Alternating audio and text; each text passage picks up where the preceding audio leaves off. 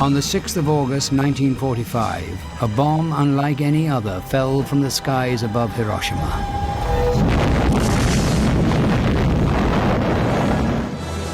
The bomb was designed by some of the world's finest scientists.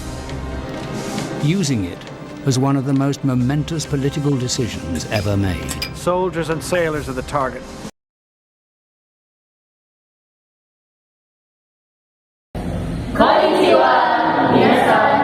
Oke, kami dari kelompok Hujum akan mereview sebuah video yang mengisahkan pemakaian senjata penghancur massal pertama yang dilakukan oleh Amerika Serikat kepada Jepang. Sebelum kita masuk ke reviewnya, kami akan memperkenalkan diri kami.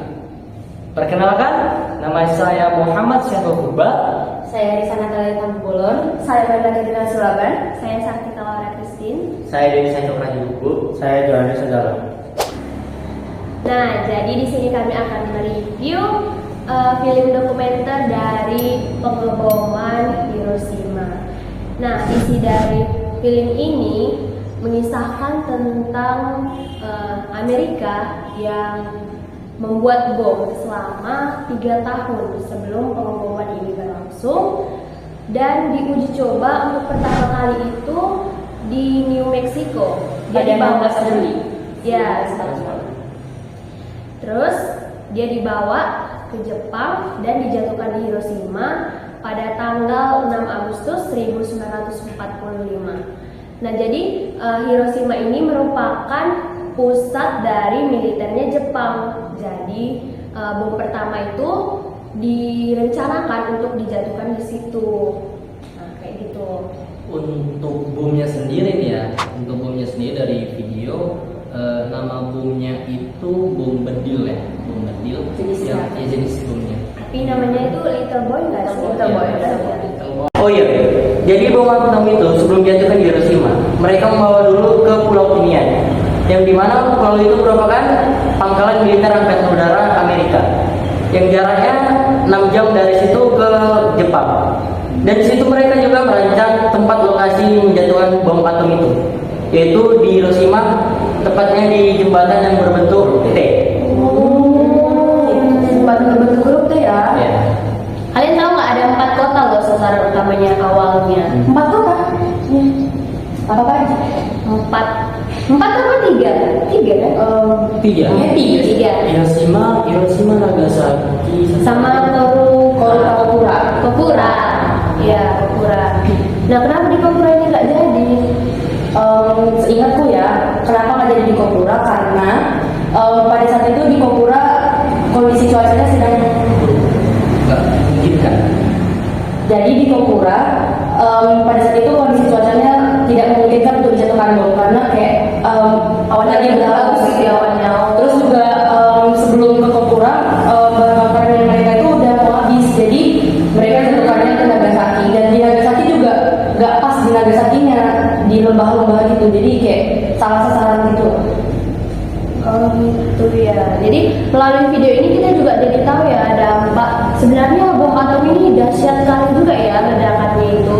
Sebenarnya kalau belajar di SD bom gitu ya kayak biasa aja gitu kan. Udah sih bom aja gitu. Ternyata dampaknya sampai bertahun-tahun, bahkan mungkin sampai sekarang juga masih ada. Ledakannya sampai 10.000 kaki ya katanya. Iya. Wow, besar banget ya. 30. Dan dia 10.000. dan menewaskan jutaan orang gitu. Bahkan ada yang nggak tahu, kayak kan kalau misalnya dia di pusat ledakan hangus, jadi kita nggak tahu pasti jumlah korbannya. Mengerikan deh. Tapi Jepang ini termasuk negara yang maju gitu ya, hebat, bisa membangun kota yang udah musnah, yang udah hancur rata, dan sekarang jadi negara yang maju kayak Artinya produk-produk dari Jepang banyak di Indonesia loh, ya kan? Dan katanya kan rupanya dari video bahwasannya mengapa bisa menjadi ledakan besar, ternyata di dalam isi bom atom itu terdapat 67 juta dinamit, dan terus berapa 10.000 atau 20.000 ya, sama aja kekuatannya ya, kekuatan bomnya. itu kayak tidak bayangkan gitu kan, kayak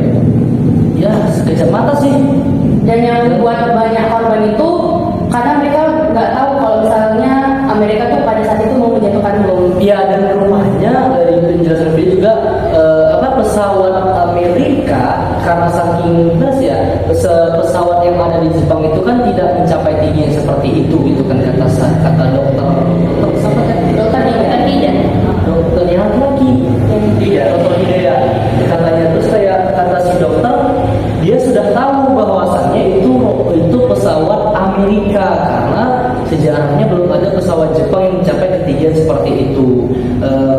Terus katanya juga diberi mereka Jepang gitu kan, tapi kan mereka kan mikir itu pesan Amerika yang biasanya kayak cuma numpang lewat aja. Iya. Jadi mereka nggak tahu Nggak gitu. tahu. Dan mungkin mereka berpikir bahwasannya pesawat pertama yang dari video itu juga kan, dan pesawat yang pertama kali lewat itu rupanya pesawat cuaca. Jadi yang dipikirkan orang itu pesawat yang akan menjawab sesuatu.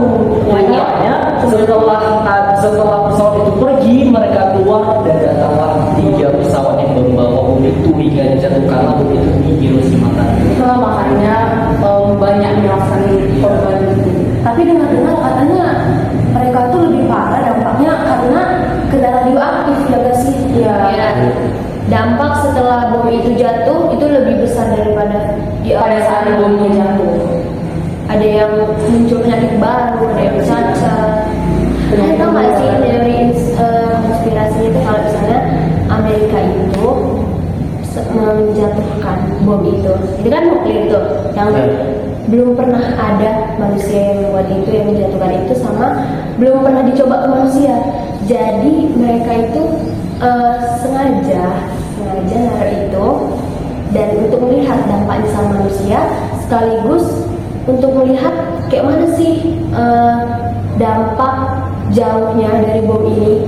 Jadi mereka itu kayak milih ini karena bertepatan perang sama ini, terus Juga pengen jadi kayak otak jahat Amerika ini sengaja gitu untuk menjatuh Untuk uji coba itu. untuk ibaratnya Jepang ini jadi uji coba Pertama kali. agak ini juga ya. Pak sebenarnya itu kan uji coba sih. Kalau uji coba kan mereka udah coba. Enggak, Mereka orang itu tahu. belum coba ke manusia. Dan Kan mereka- ke manusia itu kayak mana sih? Mereka sebenarnya memang kan udah bentrok, kalau nggak bentrok nggak akan diturunkan ke Jepang. Ya sih, karena militer Jepang ini juga kayak menolak untuk menyerah dari Amerika. Jadi Amerika menjatuhkan bomnya. Gitu. Siapa sih nama perdana menterinya? PM Suzuki. Dan waktu itu Jepang di bawah kekaisaran Hirohito. Dan tadi itu ya, di cuplikannya tuh ada siapa ya yang musuh dirinya itu loh. Oh itu panglima Jepang, panglimanya sendiri. Yang menolak menyerah itu. Iya.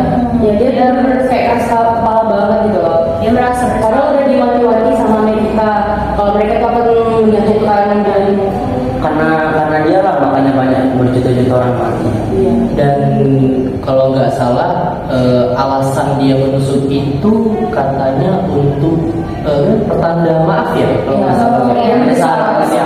Atas kematian penduduk yang ada di kota Hiroshima tadi.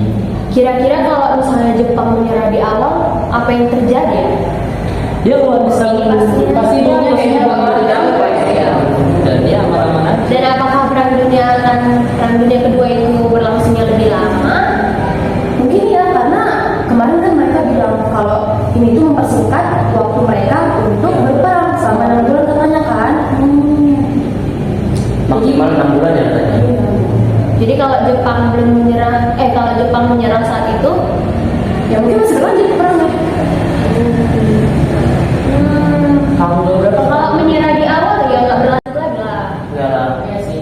Kalau Pasti udah, udah mungkin udah selesai perang itu. Ya udah berarti Jepangnya kalah karena dinyerang. Amerika udah menang. Tapi kayak gitu sayang kali nggak sih bomnya? Tapi Wi, kalau misalnya Bomnya kan bisa disimpan. Jepang udah nyerah, apakah Jepang di Indonesia tetap menjajah? Kan karena dia dibom, terus merasa terdesak akhirnya keluar dari Indonesia.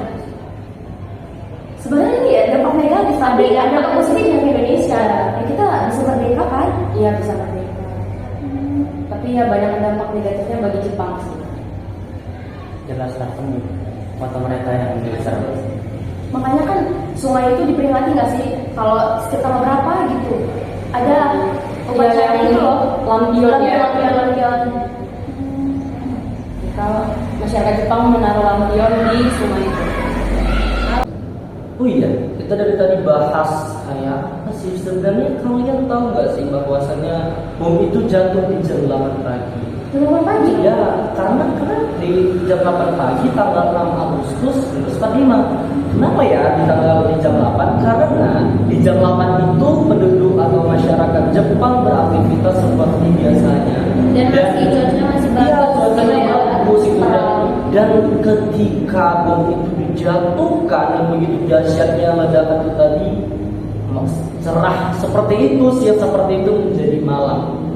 Kayak malam tiba-tiba gitu tanpa ada apa-apa atau biasa kayak malam biasa aja. Jadi kayak kita membayangkan yang tadinya siang jadi malam itu gak kebayang bagaimana rasanya. Jadi melalui kita nonton video film dokumenter ini, kita bisa sedikit merasakan lah ya, merasakan kepedihannya, gimana mereka. sakitnya mereka waktu itu, gimana dahsyatnya bom itu. Menurutku ini videonya bagus sih ya. Kira-kira berapa rating yang bisa Menurut kita? kalian berapa ratingnya nih? Kalau Desa? Kalau aku sih 9 sih ya, karena benar-benar kayak dokumentasi yang benar-benar pada saat itu kejadiannya ada gitu loh. Dan melalui orangnya langsung ya, yang menceritakan berhasil dari narasumbernya langsung Iya. gitu ya. Berarti ini narasumber primer. Iya, ya. iya. Kalau menurut Melo? Kalau menurut aku sih mungkin nggak bisa dikatakan yang sempurna banget. Cuma kalau ngasih rating 8,7 sih kalau aku. Saya sama sih kayak Risa, 9/10 bagus videonya. Ya saya juga 9/10. Ya ini filmnya ada beberapa cuplikan yang memang hasilnya atau aslinya gitu kan dari film apa? Hasil dari rekaman itu ya. Pada kejadiannya. Dengan video ini juga kita bisa tahu bagaimana kondisi saat itu. Cuman ya itu tadi sih. Nggak Karena full. sekarang kan juga ada banyak tuh berbagai macam kontroversi ceritanya bagaimana. Denis? Kalau menurut aku sih ratingnya 9/10 karena alur dari cerita ini sangat bagus ya. Nyambung juga dari awal sampai akhir. Kalau menurut Johannes gimana ratingnya? Kalau menurutku itu 10/10 loh. Kenapa? Kayak gampang dipahami aja. Iya sih ya. Bagus. Semuanya diceritakan di awal udah dikasih kesimpulan kalau bom ini ditujukan kemana, diarahkan kemana, uji cobanya kemana. Jadi kayak istilahnya filmnya tidak banyak cerita ya dibilang. Nggak Saya dari langsung ke intinya. Jadi orang bisa tahu kapan ini segala macam. Jadi setelah menonton video ini, kita dapat mengaitkannya dengan pembelajaran sejarah kita pada bab ini. Melalui video ini kita menambah wawasan kayak gimana sih akhir dari Perang Dunia Kedua, apa dampaknya bagi Jepang, bahkan bagi Indonesia. Karena Indonesia jadi lebih cepat memerdekakan gitu ya. Lebih cepat merdeka. Walau akhirnya masuk lagi Belanda. Ya sih, agresi militer. Ya, demikianlah yang bisa kami review ya dari hasil review dari film Hiroshima tadi yang mengisahkan tentang persenjata masa pertama yang dijatuhkan oleh Amerika ke Jepang tadi. Mudah-mudahan dari video ini bermanfaat bagi kita semua dan menambah ilmu mungkin ya tentunya menambah ilmu. Oke, kami tutup. Dadah. Dadah.